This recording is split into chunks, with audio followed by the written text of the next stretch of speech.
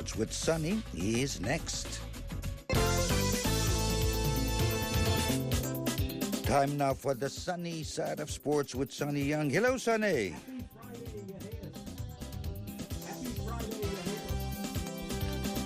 Happy Friday, you hayes. Happy Friday, you hayes. I'm back on mic 2. Yes, happy Friday. Welcome back, Sonny. And Sonny, I understand your starting line is Kenyan athletics. You hayes, Kenya athletics is ending the year with a doping cloud hanging over the country's long-distance runners who have been renowned for decades for their international success. 3 top Kenyan athletic officials were recently suspended for their roles in allegedly covering up positive doping tests.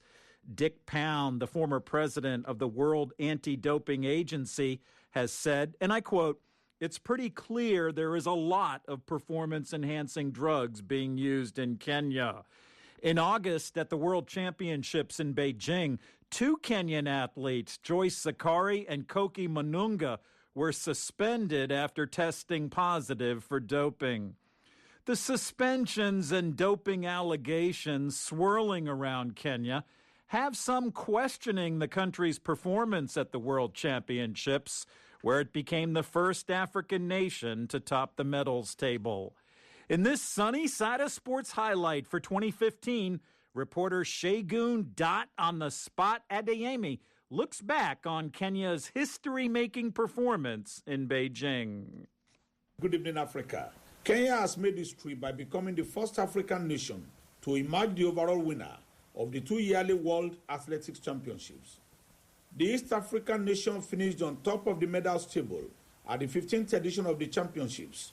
Kenya won a total of 7 gold, 6 silver, and 3 bronze medals to finish ahead of Jamaica with 7 gold, 2 silver, and 3 bronze medals, and the United States with 6 each of gold, silver, and bronze. Until this year's edition, Kenya's best outing was a 2nd place overall finish at the 2007 edition of the championships in Osaka, Japan. In the first edition of the championships in Helsinki, Finland in 1983, Kenya did not even appear on the medals table. Altogether, 8 African teams made it to the medals table at the 2015 edition. They are, in the order in which they finished, Kenya, Ethiopia, South Africa, Eritrea, Egypt, Tunisia, Morocco, and Uganda. Congratulations to Kenya, the overall winner of the 2015 World Athletics Championships, for this great achievement. In one of the highlights, the final day, African runners made it a 1-2 finish in the women's marathon. Mary Dibaba of Ethiopia won the gold in 2 hours, 27 minutes and 35 seconds. She was followed by Hela Kiprop of Kenya in 2 hours, 27 minutes and 36 seconds. For the sunny side of sports, this is Shegun Adeyemi in Lagos. The Voice of America, VOA.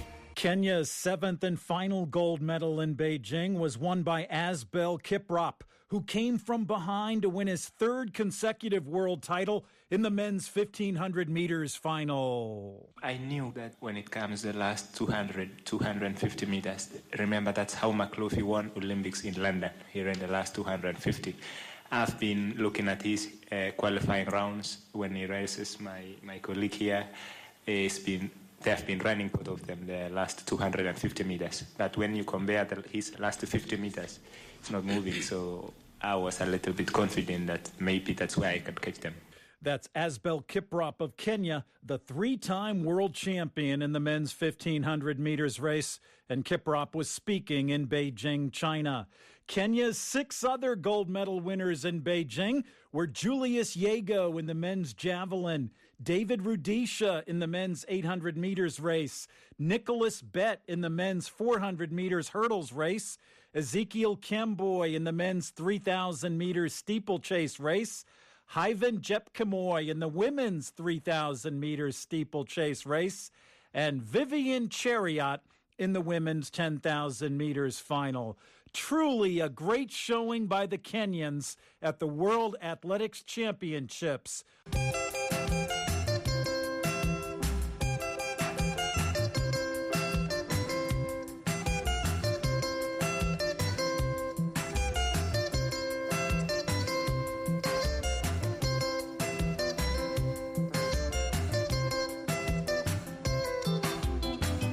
Meanwhile, two Kenyans who won gold medals at this year's World Championships in Beijing have received a big honor in Nairobi. The VOA's Daybreak Africa sportsman Marco Uma has that story as well as other sports news. Julius Yego and Vivian Cheruiyot were crowned the 2015 Kenya Male and Female Athlete of the Year in Nairobi, Kenya on Thursday night. Yego, the world javelin champion, is the first Kenyan to win a gold medal in a field event on the global stage. Cheruiyot earned accolade after winning the 10,000 meters at the World Championship. Four-time world 3,000 meter steeplechase champion Ezekiel Kemboi received the men's long distance award, while three-time world 1,500 meter champion Asbel Kiprop received the middle distance award. World 400 meter hurdles champion Nicholas Bett bagged the Outstanding Performance Award. Eliud Kipchoge, victor at the London and Berlin marathons, scooped the men's road running award, while Gladys Cherono, the Berlin marathon winner, bagged the women's road running award. Kumari Turkey, the 1,500 meter gold medalist at the World Youth Championship, Africa Youth Championship, and Commonwealth Youth Games, earned the Young Male Athlete of the Year award, while World Youth 2,000 meter steeplechase champion Selfin Chespol was named the Young Female Athlete of the Year. Meanwhile, 7 countries have submitted bids to stage the World Race Walking Team Championship and the World Junior Athletics Championships due next year, the IAAF revealed in Monaco. Ecuador, Italy, Mexico and Ukraine are vying to stage the race walking event, while Australia, India and Poland have their sights trained on the Junior Athletics Championship. The bidding process became necessary after Russia, the original hosts for the two events, was suspended from World Athletics. Turning to football, the curtains come down at the Under-23 Africa Cup of Nations when Algeria and Nigeria clash in the finals in Dakar, Senegal tomorrow Saturday. Prior to the finals, Senegal faced South Africa in the bronze medal playoff. In Japan, the Democratic Republic of Congo's Orange Africa Champions League title holders TP Mazembe tackled Japan's Sanfrecce Hiroshima in the quarterfinals at the FIFA Club World Cup in Osaka on Sunday. Sanfrecce Hiroshima earned the right to challenge TP Mazembe following their 2-0 victory over New Zealand's Auckland City in Yokohama on Thursday. In rugby, Kenya play England as South Africa face Zimbabwe at the start of the second leg of the IRB 7 series in Cape Town, South Africa tomorrow Saturday. All 4 teams are drawn in the same group for their preliminary round fixtures. I'm Mark Oma in Johannesburg, South Africa, wishing you all a sporty weekend. Because this is Africa.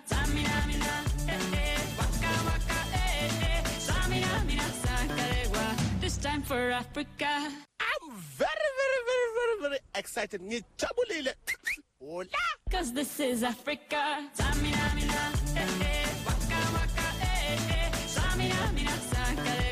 This time for Africa. Human rights group Amnesty International says the corruption crisis in football's world governing body FIFA is drawing attention away from abuses of migrant workers helping to construct venues for the 2022 World Cup in Qatar.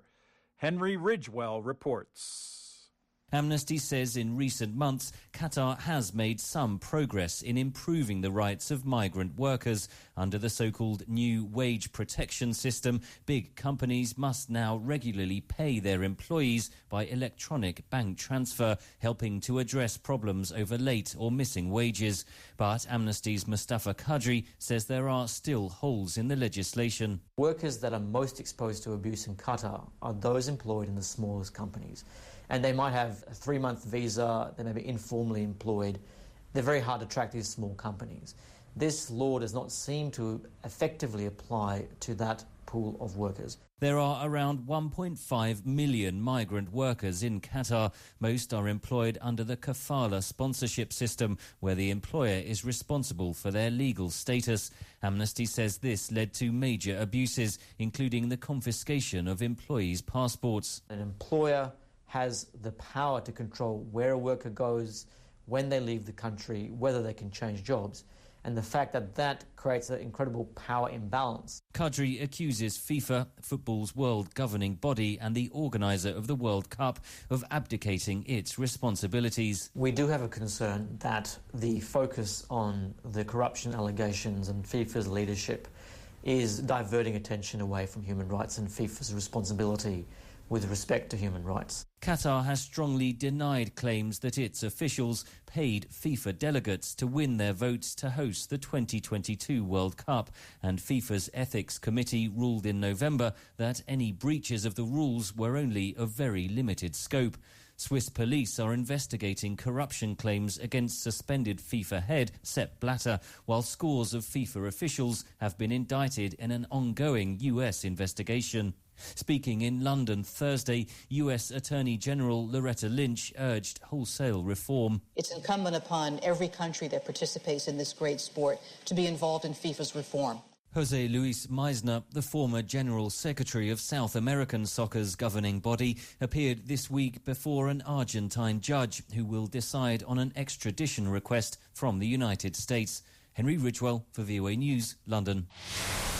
Voice of America's news, talk and music programs are now at the tip of your fingers. Find everything at www.voaafrica.com. Listen to VOA's program lineup live, anytime, day or night. Pick out your favorite shows and listen anytime you want. Download our podcasts. Check VOA Mobile from your cell phone. Subscribe to VOA Newsfeed. voanews.com.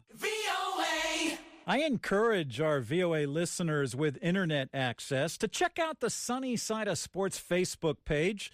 The address is facebook.com/VOA Sunny. Once again, that address, facebook.com/VOA Sunny. You'll see photos and videos, and you can post your comments. So check out the Sunny Side of Sports Facebook page. Voice of America. And follow the Sunny Side of Sports on Twitter. My Twitter handle is @VOA Sunny Sports.